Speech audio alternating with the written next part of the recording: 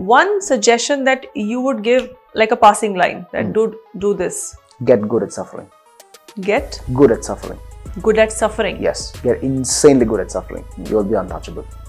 Pain is the sign for growth.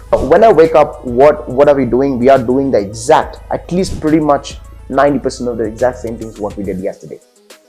Yeah, right. So you're creating a predictable past. It's just the future is very much predictable because you're doing the same thing, you're doing it again.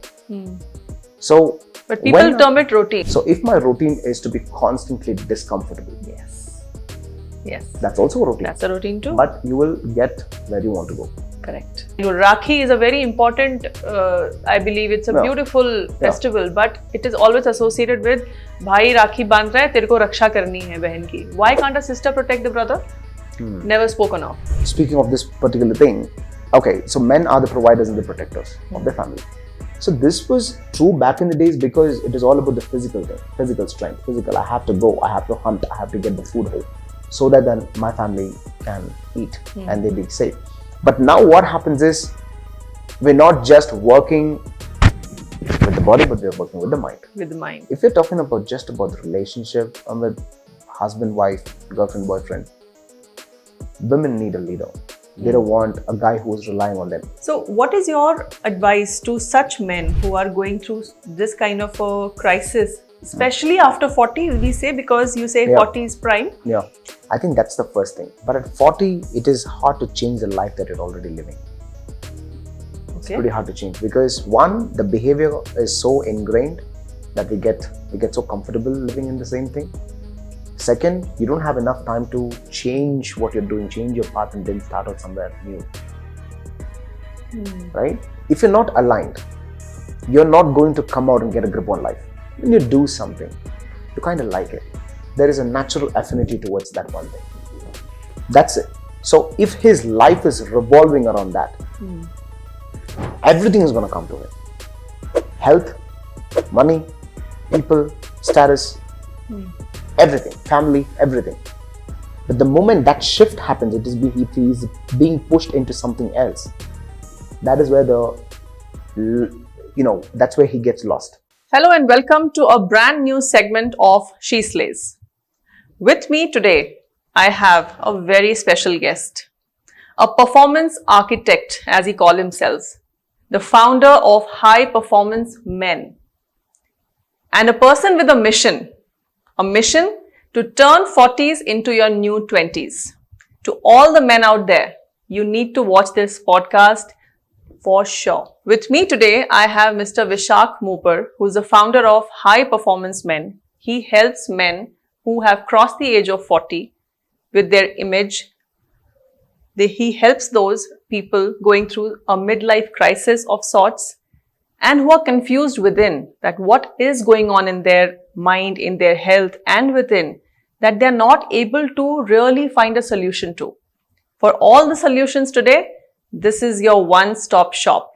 So Vishak, welcome to my podcast today. Thank you. And I really am impressed with the profile that you have. It says the founder of High Performance Men. So before we move ahead any further, let's dig into this aspect. What is a high performance men as a profile that you speak of? Humans are lazy. Okay. And to get out of that is not that easy. True. So a lot of people are actually stuck just by labeling themselves as lazy. But people are not lazy to wake up and brush their teeth. People are not lazy to meet a girl or a guy. People are not lazy to do the monumental things like marriage or relationship or getting into a job. So laziness, it's just a mental state. And to change that, why do I have to change? Because you want results. Results are the only truth. So to change that, your performance needs to change. And as long as you have the label in your head that I'm lazy, you're never going to achieve what you want to achieve. True. So that's where the performance is coming. High performance. So you work very closely with men who are struggling with their midlife crisis of sorts, is what I understand. Yes. Can you explain to our viewers, firstly, what is a midlife crisis? Okay. So we can put it, there are three types of crises that can happen to any human being. Money crisis, that's wealth, relationship crisis, or health crisis. But above all, there is one thing that is very, very important. It's identity crisis. Identity crisis. Wow. Yes. So they kind of forget in the journey that who they are, what they want to do, what they want to become.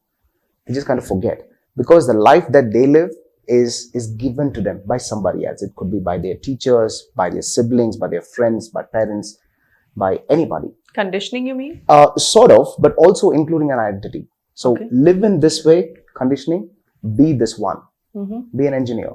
The person who wants to do fishing. Right. Right, that's his passion, because passion is overrated. But if you say, I'm sorry, passion is underrated, right? Yes, it is very, very underrated. Yes, it is underrated. Yes. So when I wanted to, if I can start with my journey, Please. I always was like super pumped about music. That's always been, I was living it, right? I was breathing, I was eating, I was sleeping music, right? Everything, every fiber of my being is just music.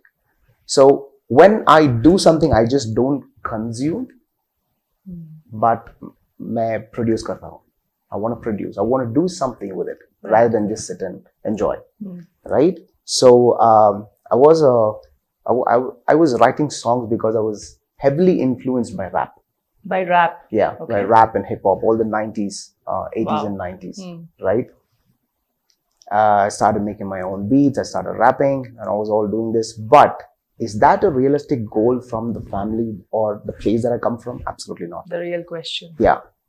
So that itself is like, it's shattered. And then came the DJ. I was listening to it. I was hooked on to this thing called EDM, electronic dance music. Okay. And I started producing my own music. I did not even know there's something called as a DJ. This was when I was in my MBA. I did not even know there was a scene called DJ where people go and play and things. Which year was that?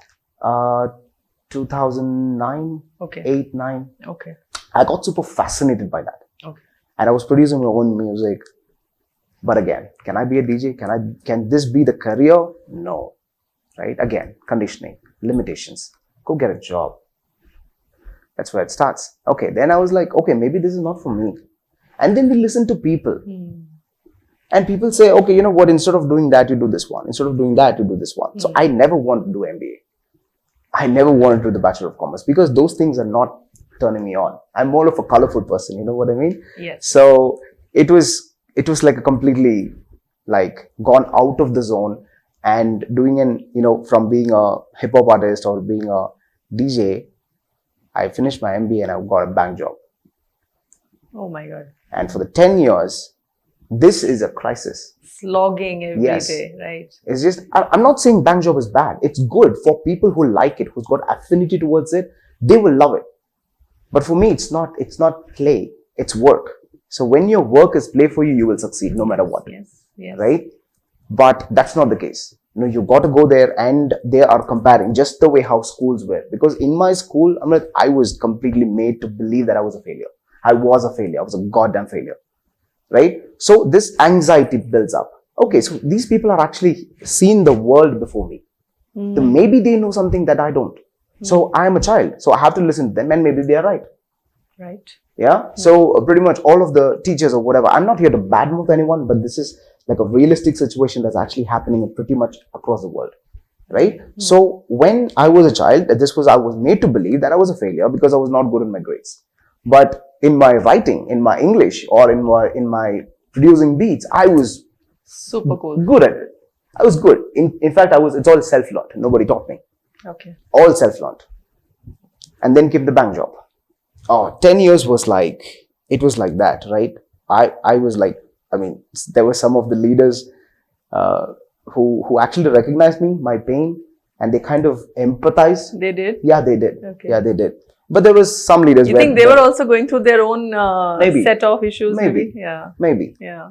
So this happened, and then the pressure builds up. Like this is suffocation. This is not for me. I don't want to do this.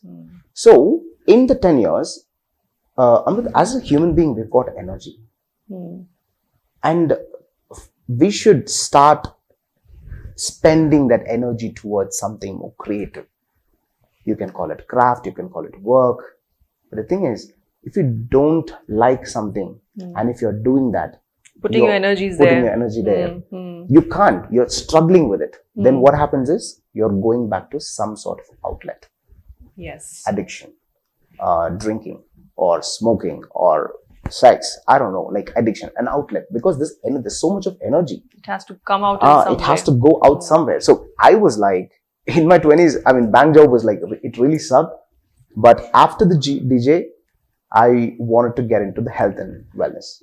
Health and wellness. Yes. Okay. And the reason was very simple. Being a DJ, being like drinking 3-4 days a week, nights a week, I was heavy. I was 96 kgs. So really, yeah. So I was 96, pretty much drinking, and I was a DJ. So the way bank people looked at me, my company people looked at me, I was like down upon. Yeah, it was just just some guy who was just coming and whiling away. But inside, I was dying. I was yearning to do something big, to achieve something. I want to make something of myself. But you had nobody out there to talk to about this, that what I'm doing is not where I belong, or you had kept it all to yourself for some reasons? Yes. And I'll come to that, why I asked this question later. Yeah. So I spoke, but then the person who's going to talk to me is pretty much in the same sinking boat. So what possible perspective that he or she can give?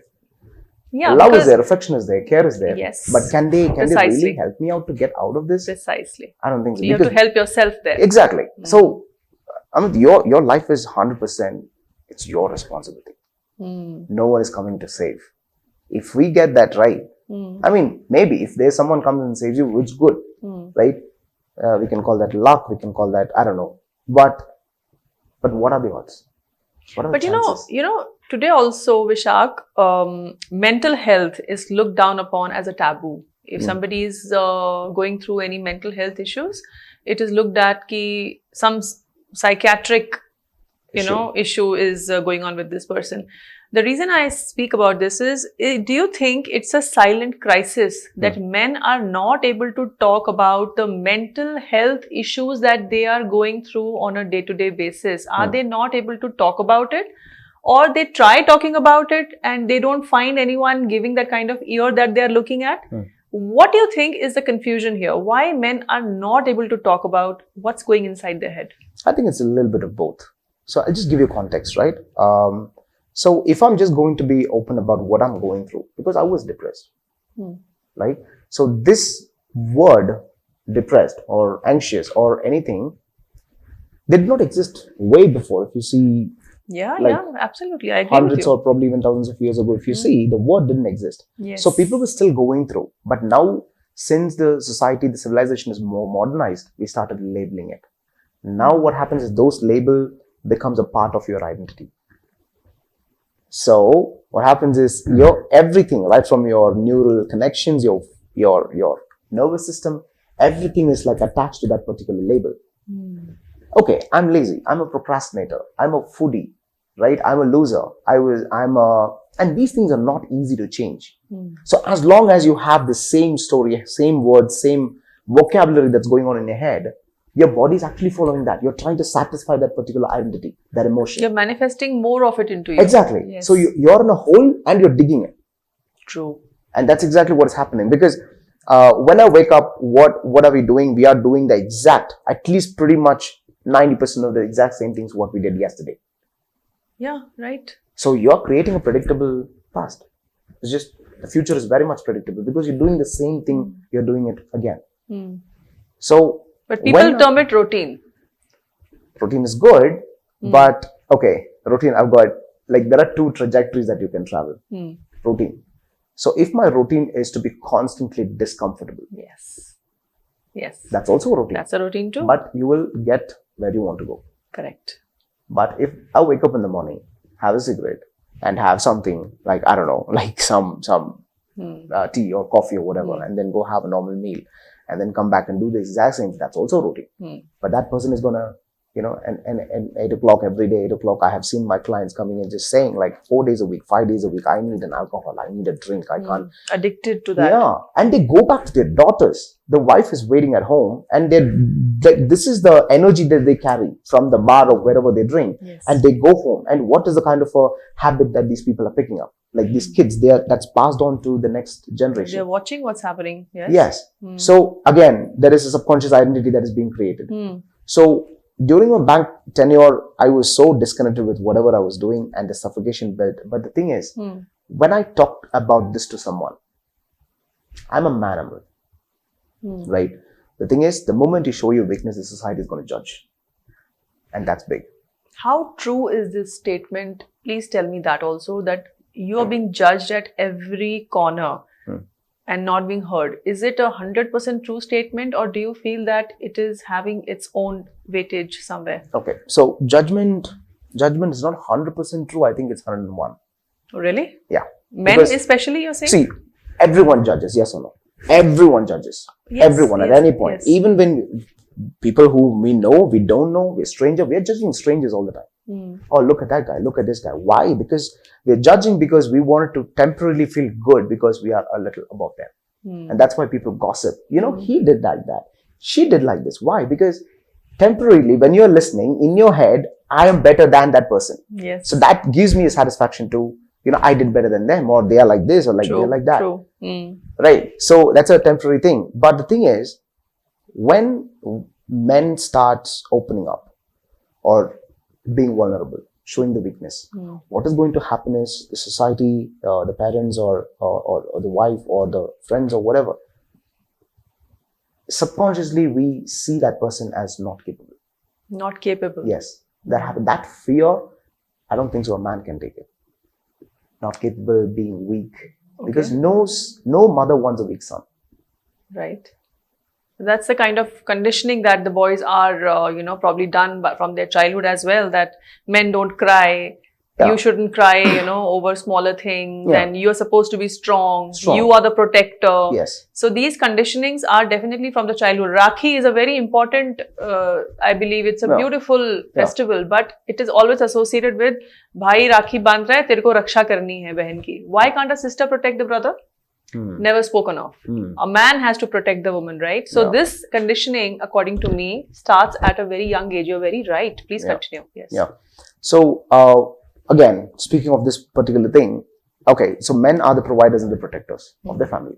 So this was true back in the days because it is all about the physical thing, physical strength, I have to go, I have to hunt, I have to get the food home so that then my family can eat and they be safe. So I am the shield for them, which is good, which is true, which was true, evolutionary. I'm not talking from the societal perspective, but I'm talking from the evolutionary perspective. Like if we go back like millions of years ago, it was the same case, right? But now what happens is we're not just working with the body, but we're working with the mind. With the mind. With the mind. So now, of course, there can be a balance. Again, I don't want to go to that route right now. But the moment you start talking or depending, if you're talking about just about the relationship with husband, wife, girlfriend, boyfriend, women need a leader. They don't want a guy who is relying on them. The moment if I ask my girl, okay, where do we want to, you decide for me, where do you want to go eat? Or what can we do today? That means in her mind, she's not judging me outright in a conscious mind. Okay, you know what? This guy is like, he's indecisive. He's not, but subconsciously, like, you're depending on me for pretty much for everything. That sends the weakness, and women don't. So want is this the weakness. labeled as being strong, or Not saying things or decisive?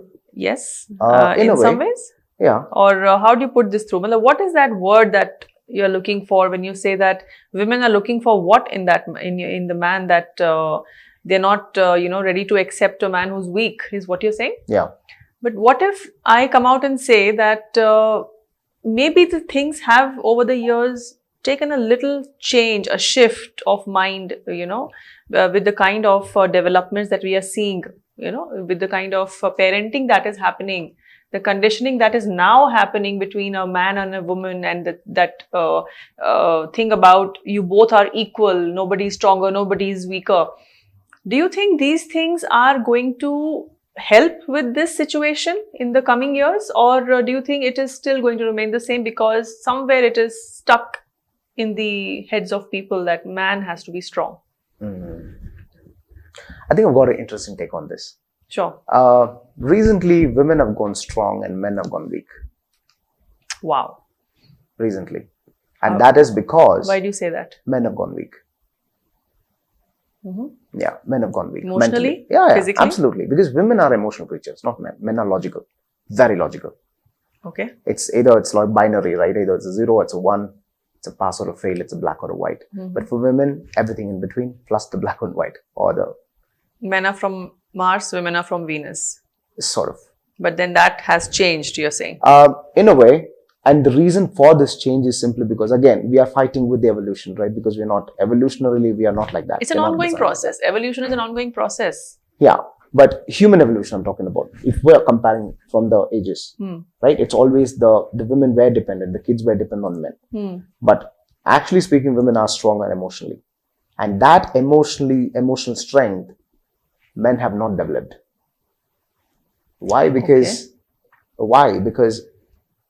how many people can you see on a let's say on a daily basis? Like how many men can you see who's built the resistance on Who've built a resistance in their head? Okay.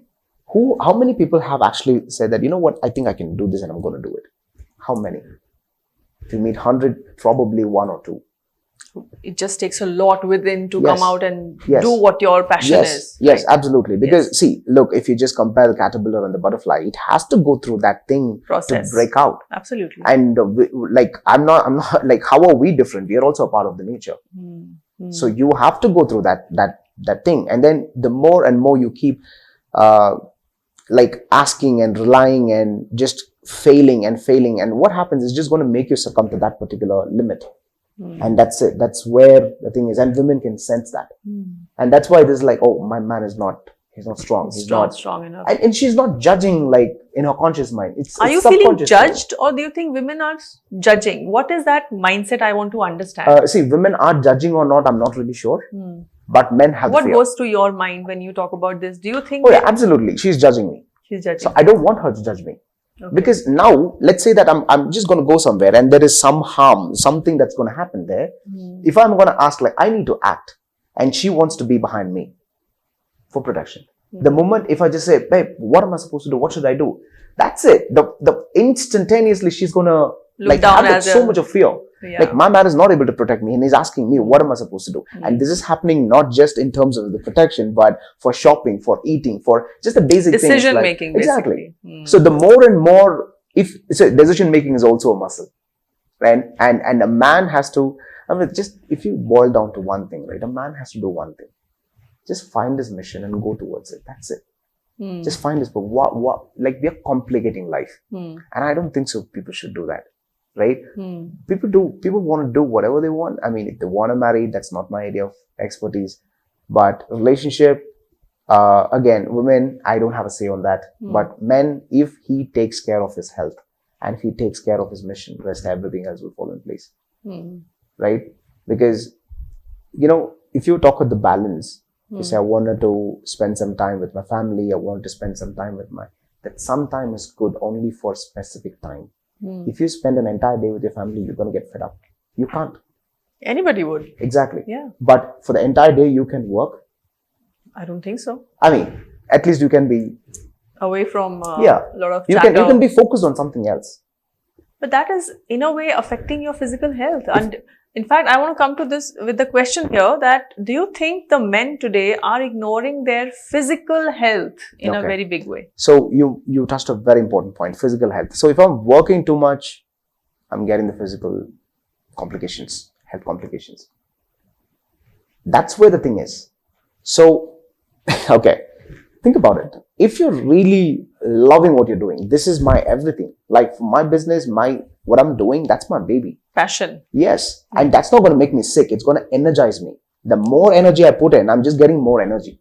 But if that is not there, oh man, I have to go to my work. I have to face this Yeah, guy. waking up in the morning and That is obviously it's gonna, it starts from the mental health, and that eventually pass down to the nervous system and the programming, and your body will obviously take a hit. For sure, no question. And this is the kind of a state that men are in. And obviously they have to go to someone, which could be the girlfriend or the wife or the sister or whoever. And the moment where they go with that the judgment happens. So because of the fear of the judgment, they don't want to go and talk, they don't want to share, they don't want to open up, they don't want to be vulnerable. Then what happens? These stress gets accumulated. And one day there could be a blast where heart attack or, joint pain, obesity, cholesterol or whatever. Again, blood going pressure, back to the most common things that are happening with men today. But Vishak, tell me one thing. With the rise of this mental issues in men, let's say, I mean, I'm not talking about women here and children here. I'm talking of specifically men. There is a rise of the psychologists in our country, rather worldwide. Yes. People are coming out doing online, so online kind of therapies and all that. But going to a psychologist, going for therapy is also considered to be a very big taboo these days. That, you're seeing a psychologist, that means there is something really going wrong here. Why are we not able to normalize talking to somebody and taking, it's like if you're having some problem with your blood pressure, you will go to a doctor and talk about it. You are having a heart related issue, you go to a heart specialist, talk about it. So if you're having a mental related or mind related issue, you're not able to, you're struggling a lot with how, what, where, and there's some mind fog. So why not going for therapies getting normalized in our society? Especially considering men. Now, when a man goes to the therapist, it's a public declaration. It's a public, again, it's a fear of judgment. Again, weak. Yeah. So if I'm going to the, obviously you can't deal with yourself. You can't, you can't hold your things together. And that's why you are looking for help. But see, I've got a heart problem and I'm going to the doctor because I'm not a specialist. I can justify. I'm not a specialist. I don't know anything about the heart. So I need an expert to kind of look into my heart.